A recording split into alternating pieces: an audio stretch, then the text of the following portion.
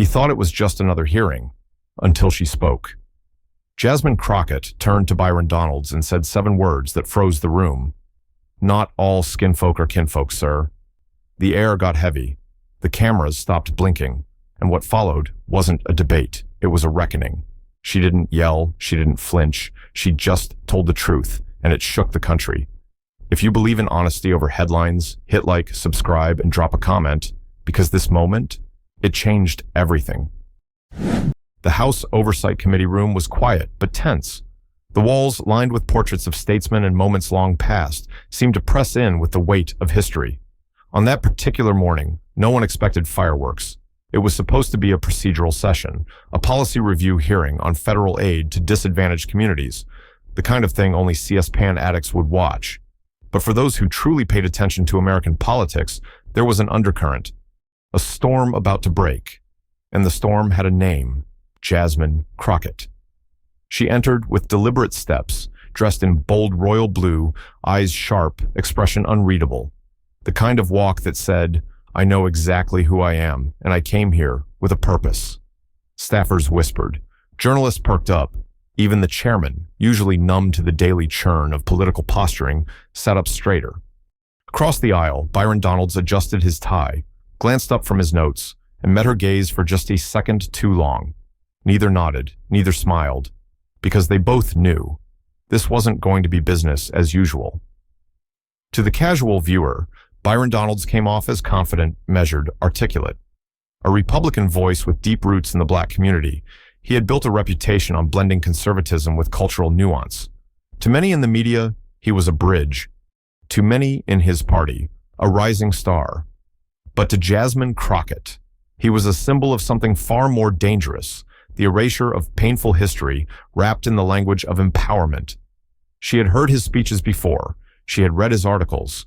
She had sat through his takes on resilience during Jim Crow, and each time it hit her like a slap to the face.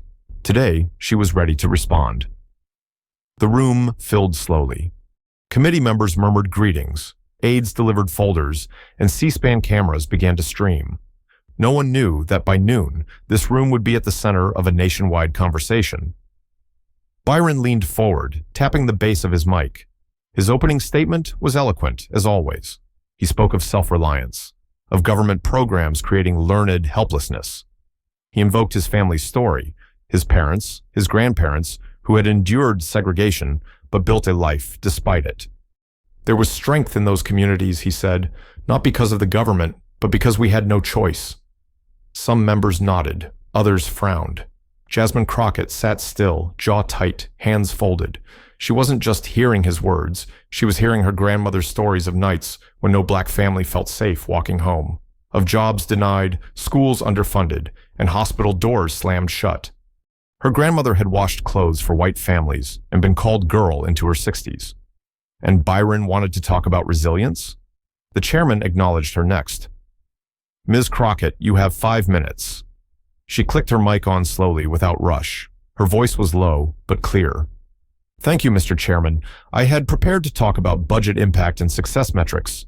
But Representative Donalds just took us on a stroll through one of the darkest parts of American history and tried to paint it in pastels. So now I need to respond." The room held its breath. Even the most seasoned aides turned to listen. Jasmine turned slightly in her chair to face him, her eyes never blinking. "You say black folks during Jim Crow were resilient, that they built institutions, that there was community. Let me tell you what my grandmother built. She built dignity from scraps. She built hope out of survival. She didn't build a business empire, Byron. She built enough strength to keep her head down, feed 5 children, and pray that none of them got lynched for smiling the wrong way. That was her version of the American dream." Donalds opened his mouth to respond, but she didn't let him. "Don't talk to me about pride under oppression," she continued. "Don't sit in this room and use our people's pain as a backdrop for your political monologue. Resilience wasn't a choice. It was the only way to survive. And the fact that you can sit here with a mic and a platform and tell America that the era of fire hoses and lunch counter beatings somehow made us stronger, that doesn't make you bold. It makes you blind." The silence was immediate and electric. Staffers glanced around, unsure if they were allowed to react. Even some of the Republicans looked shaken. But she wasn't done. "And while we're talking about kinfolk," she said, leaning in now, her voice like a blade, "let me be real clear. I keep helping get people elected, people who look like us. But some of them, they're not us. Skinfolk, but not kinfolk." A tremor moved through the room. Donald's eyes narrowed. "Are you questioning my blackness, Representative Crockett?" She didn't blink. "I'm questioning your alignment, your priorities, your willingness to use black suffering as a prop for political gain." Gavels banged. The chairman pleaded for order, but it was too late. The storm had hit, and America was watching. The clip hit Twitter before the committee even recessed. It started with Jasmine's calm voice, the sharp tilt of her head, the icy precision of her words. Skinfolk, but not kinfolk. Within minutes, the video was everywhere. CNN aired it within the hour. Fox News ran it with a split screen of outraged commentary. And Facebook groups, across party lines, across regions, across generations, erupted. What Jasmine Crockett said wasn't just political. It was personal. It cut into an old wound, and it exposed the raw nerves America still carries around identity, loyalty, and the cost of telling the truth. Jasmine walked out of the hearing room into a crush of reporters. Microphones flew toward her, cameras shoved into her path. Questions poured out like rain in a summer storm. "Congresswoman, do you regret what you said? Were you accusing Representative Donalds of not being black enough? Do you stand by your comments about kinfolk?" She didn't stop, didn't flinch. Her staff surrounded her like a shield, clearing a path through the chaos. But her face said it all. Steady, unbothered, certain. In her office, she peeled off her blazer, poured a glass of water, and sat in silence. The phones rang non-stop. Her chief of staff gave her a rundown. "We're getting hundreds of calls an hour, emails, media requests. Your line about resilience not being a choice, it's everywhere." Jasmine nodded once, slowly. Then, with a voice that sounded more tired than triumphant, she said, "Good. That means people are listening." Across the Capitol, Byron Donalds sat in his office, alone for a moment, staring at the playback on his screen. He watched himself blink, watched himself lean forward, watched her words cut through him in front of the nation. He'd faced tough interviews, policy battles, partisan attacks. But this felt different. This was internal, intimate. It wasn't just political criticism, it was cultural indictment, and it hurt. But he wouldn't show it. He would respond, not react. His team rushed in. "Media wants a statement." "Are you going to apologize? Do you want to call her out by name?" Byron stood up, adjusted his jacket. "Schedule an interview." "And no, I'm not apologizing for anything. I said what I said, and I'll say it again."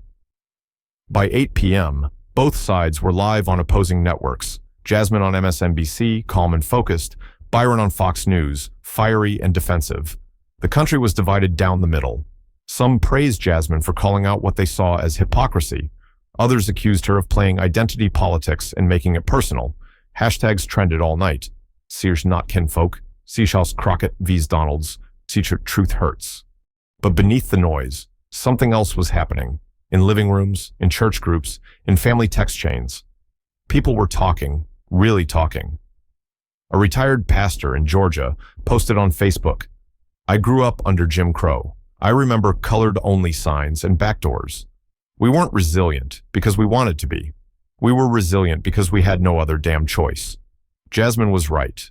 We survived, but don't twist survival into strength. That kind of strength leaves scars. In Chicago, a high school civics teacher played the clip for her students and asked, "What does it mean to represent a community? Is it just policy, or is it lived experience?" The classroom buzzed for over an hour. In Baton Rouge, a grandmother called her daughter, "I ain't watched the news in weeks, baby, but that girl, that Jasmine, she spoke truth. You tell your kids that grandma remembers, and she's proud."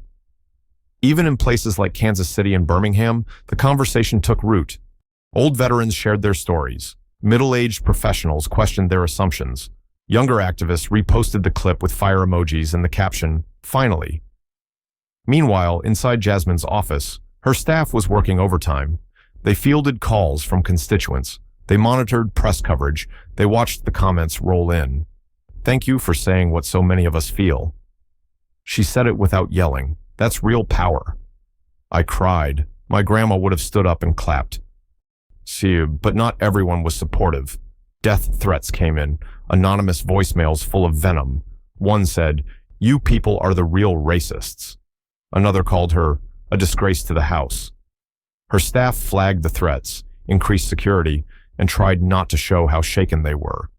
Jasmine listened to one message, then deleted it.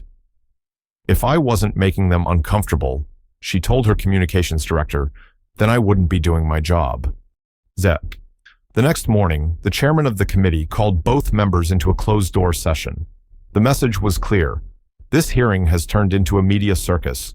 I want both of you to keep it professional from now on. No more personal shots. No more cultural lectures. We have work to do. Jasmine nodded. Byron didn't speak, but as they exited the office, they passed each other in the hallway. Neither stopped, neither blinked. But in that split-second glance, there was something unspoken. Not respect, exactly, but recognition. By noon, think pieces flooded the internet. The New York Times ran, Crockett and Donalds, a new civil rights flashpoint. The Washington Post responded, when representation becomes reckoning. Even conservative outlets took notice. Is identity being weaponized on Capitol Hill? But perhaps the most powerful moment came 2 days later, during a town hall in Houston. Jasmine stood before a crowd of seniors, church leaders, young organizers. Someone in the back stood and asked, "Congresswoman, do you regret what you said to Representative Donalds?" She didn't hesitate. "No, because I didn't attack him. I told the truth, and the truth makes people uncomfortable. But discomfort is where growth begins." The crowd erupted in applause, not just polite clapping, standing, cheering, because in that moment, she wasn't just a politician. She was a mirror, and people were finally seeing themselves in the reflection. Meanwhile, Byron was in Miami at a policy forum. He addressed the controversy head-on. "Let's be clear," he said. "I love my community. I respect our history, but I will not be bullied into a narrative. We are not victims. We are victors, and I refuse to apologize for that." The audience nodded, some applauded, others looked uncertain.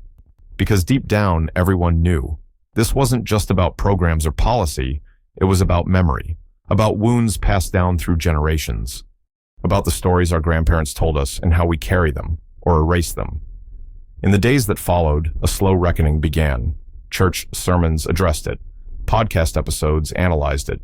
Grandchildren asked their elders, what was it really like back then? And those elders, some for the first time, told the truth. The emails came in just before dawn. Both offices, Jasmine's and Byron's, received the same carefully worded message from a major university in Washington, D.C. The subject line read, "Special Request, National Policy Forum on Race, Memory, and Representation." The invitation was simple but impossible to ignore. The university was hosting a national panel discussion and wanted both representatives to appear side by side. No aides, no scripts. Just an open dialogue moderated by a respected historian. The goal, not a debate, but a reckoning. Jasmine's chief of staff read the email aloud while she sipped coffee and reviewed legislative notes. When she finished, Jasmine simply said, "I'm in." Across town, Byron was told the same thing. He raised an eyebrow, took a long breath, and replied, "Let's do it." The media found out before noon. CNN ran the headline, "Crockett and Donalds agree to sit down together." Commentators lit up every screen. Can they keep it civil? Will the fireworks continue? Is this healing or just more performance? For many Americans, the upcoming forum felt like something bigger than politics. It was about generations, about grandparents who never got to say what they endured, about young people desperate to understand what was never taught in schools. It was about truth and whether it could be spoken aloud in a divided nation. The auditorium was packed. Church leaders, educators, veterans, college students. The audience was deliberately diverse, racially, politically, generationally. On stage were 2 chairs, a small table between them, a glass of water for each. and in the middle sat Dr. Layla Harmon, a 72-year-old historian who had once marched in Selma. Dr. Harmon began, "Thank you both for being here. We are not here for applause. We are not here for sound bites. We are here to model what America has nearly forgotten: dialogue." The lights dimmed slightly. The audience hushed. She turned to Byron first. "Congressman, you've said repeatedly that your intent was to highlight the strength of Black communities under hardship. Do you regret how that came across?" Byron adjusted in his seat. "What I regret is that I didn't make it clear enough that I was not celebrating the oppression itself. I was pointing to what people created in spite of it. I believe we should honor that grit, not erase it." Dr. Harmon nodded. Then she turned to Jasmine. "Congresswoman Crockett, when you responded in committee, you struck a chord nationwide.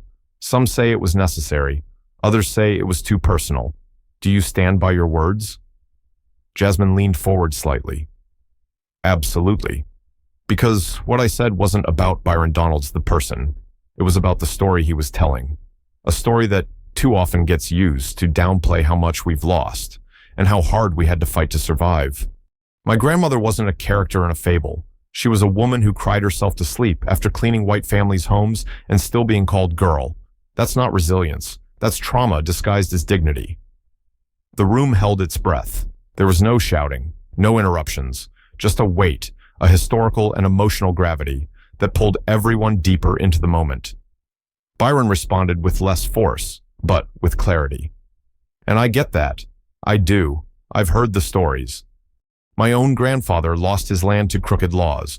My mother couldn't vote until she was almost 30. But if we always focus on the pain, we risk forgetting the pride.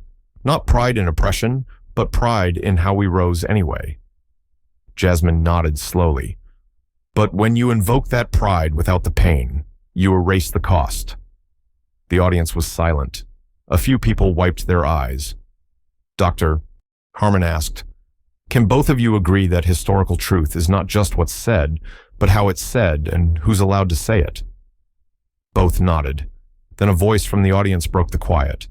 A student, barely 20, stood up. "This might be naive," she said, "but how do we move forward from this? How do we take the pain and the pride and turn it into something that actually helps people today?" There was a pause. Then Jasmine answered. "We start by teaching the whole truth. Not the sanitized textbooks, not the hero wash stories. We tell our children what really happened, and we give them space to ask questions, even the uncomfortable ones." Byron followed. "And we teach them that even in that truth, they are not broken. They come from survivors, builders, fighters. Their history is one of resistance and creation, not just of pain."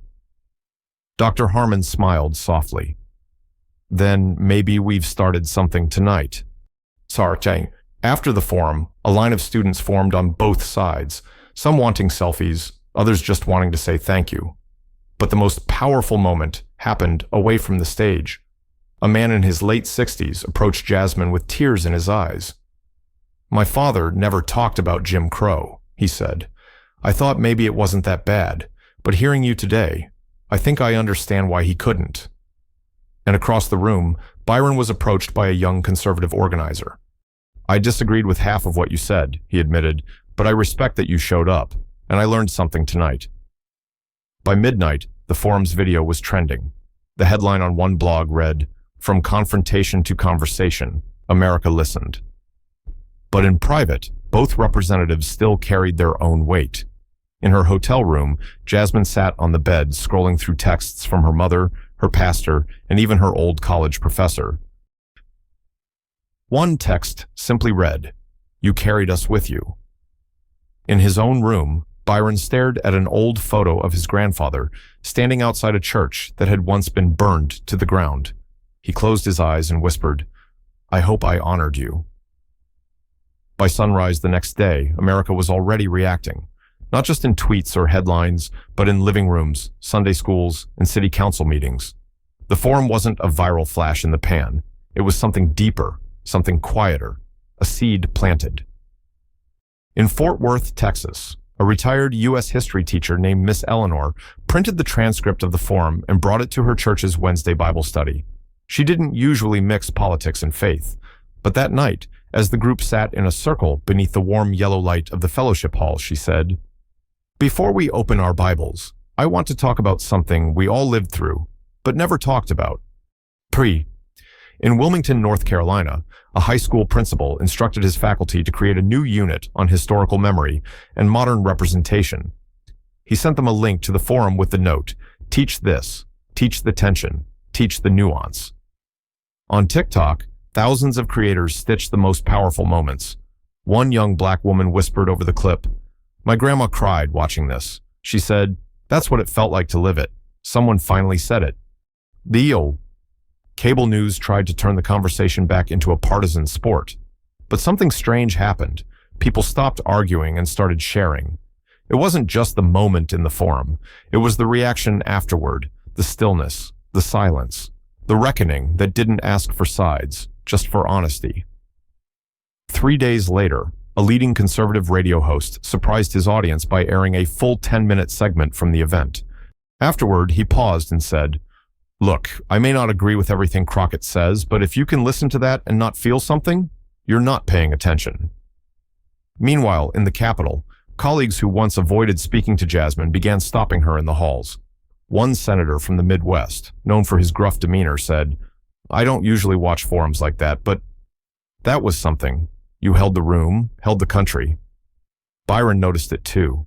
He was invited to speak on a conservative panel at a major think tank, and the first question wasn't about tax policy or national security. It was about what it felt like to sit in that auditorium. He replied honestly, "It felt like carrying a mirror, one that doesn't flatter you, but makes you check yourself anyway." In classrooms, students began writing essays titled "Resilience or Resistance" and "Who Tells Our Stories?" In churches, pastors preached sermons about the power of uncomfortable truth. One white pastor in Alabama opened his Sunday message with the line, "If Jesus didn't flinch from the truth, why do we?" A week later, a bipartisan group of House members quietly introduced a bill that would support curriculum development focused on underrepresented historical narratives. It didn't carry the Crockett-Donalds name, but everyone knew where the momentum came from. Some strategists tried to spin it. On both sides, Byron's inner circle pushed him to capitalize on the attention. "Brand this moment," one advisor urged. "Make it about unity through strength. You showed grace under fire." Jasmine's team had a different take. "Let this moment breathe," her media manager said. "Don't rush it. Let the public process what you gave them." But neither politician was playing politics now, because both had felt something shift. Not in their platforms, not in their polling, but in the air, in the weight of what they had carried to that stage, and the eyes that watched them do it. Then came the unexpected turn. A university professor in Ohio posted a thread on X, formerly Twitter, where she shared excerpts from letters, journals, and oral histories written by Black Americans from 1900 to 1965. She titled it, "This is What They Meant." The thread went viral. Millions read it, and many responded with their own family stories. A man in Louisiana posted a photograph of his grandmother with a caption, "She was called a maid, but she ran a resistance movement from her kitchen. Thank you, Rep. Crockett, for reminding me who she really was." In New Hampshire, a group of veterans organized a roundtable, not about war, but about the burden of silence. One black veteran, age 84, stood and said, "I fought for this country, but I never got to say what it cost me to come home to segregation. That woman on TV, she said it for me." Church newsletters began printing Crockett's quote about trauma disguised as dignity. School boards added it to reading lists. Parents started asking their children, "Do you know what our family lived through?" But the most surprising change came from the very people who usually stayed quiet. In one suburban neighborhood in Missouri, a woman named Carol organized a backyard potluck. She invited neighbors she barely knew. She played the forum on a big screen, and then they talked for hours about memory, about race, about what they wished they had learned sooner. One man, a retired firefighter, stood with tears in his eyes and said, "I always thought I understood what my black coworkers went through, but now I know I didn't." Not really. I never asked. I never gave them space to tell me. Jasmine watched these stories unfold from her quiet office late at night. Her team compiled articles, clips, testimonials. They laid them out like a mosaic. And she stared at them, humbled, not by fame, not by praise, but by the simple truth.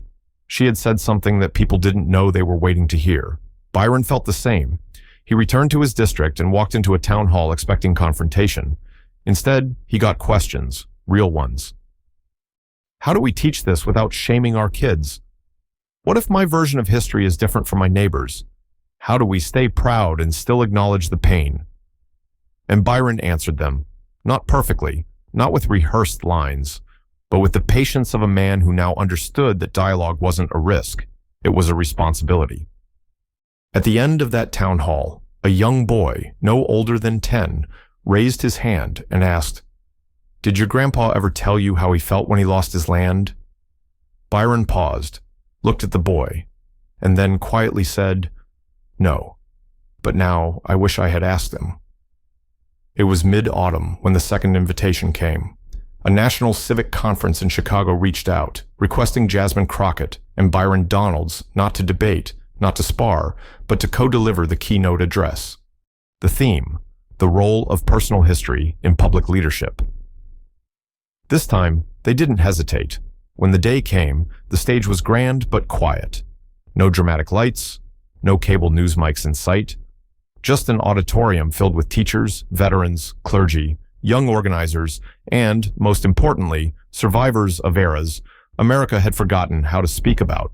Jasmine and Byron walked out side by side, not as friends, not as enemies, but as representatives of something bigger than either of them, the truth, in all its painful and complicated glory. Jasmine began. She didn't open with statistics. She opened with a story. "My grandmother used to boil her bathwater on a wood stove," she said, because they wouldn't run proper pipes through her part of the city. But she'd still get up, put on her best dress, and take the bus to clean offices for people who wouldn't even speak her name. And every night she'd say, "We survive with dignity, Jasmine.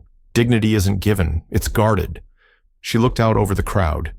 "That's why I said what I said, because for too long, we've let dignity be confused with silence." Then Byron took a breath. "My grandfather built his house with his bare hands in Florida," he said, "and then watched the city seize his land. No warning, no appeal. He never fought back, at least not out loud. But I found his Bible one day after he died. Inside it he wrote, 'God knows I tried. I hope one day they'll remember me right.'" Byron paused, looked at Jasmine, then back to the crowd. "We are here today trying to do exactly that. Remember them right." The silence in the room wasn't passive. It was reverent. No chants, no slogans, just eyes full of memory. That night, clips from their speech didn't go viral. There were no trending hashtags, and that, somehow, made it more sacred. In Kansas City, a woman named Letitia showed the video to her mother, who hadn't spoken about her childhood in 50 years. Afterward, she said softly, "That was me. I didn't think anyone would ever say it out loud." In Sacramento, a pastor played the clip during Sunday service. His message, "Truth doesn't divide us. Shame does. And shame only exists when we're afraid to remember." In Washington, the House passed a new resolution commissioning a historical archive project, focusing on personal narratives from marginalized communities. It wasn't sweeping legislation, but it was something, a seed, a first step. Weeks passed, and then one morning, Jasmine received a letter, handwritten in neat cursive. It was from a 94-year-old woman in Mississippi. She wrote, "Dear Ms. Crockett, I watched you and Mr. Donalds speak in Chicago. I'm an old woman now. But when I was your age, I wasn't allowed to vote. I had to pretend I couldn't read to stay safe. I buried friends whose names you will never know. But that night, you made me feel like they were seen, like I was seen. Thank you for speaking what we weren't allowed to say." Jasmine read it twice, then folded it carefully and tucked it into her Bible.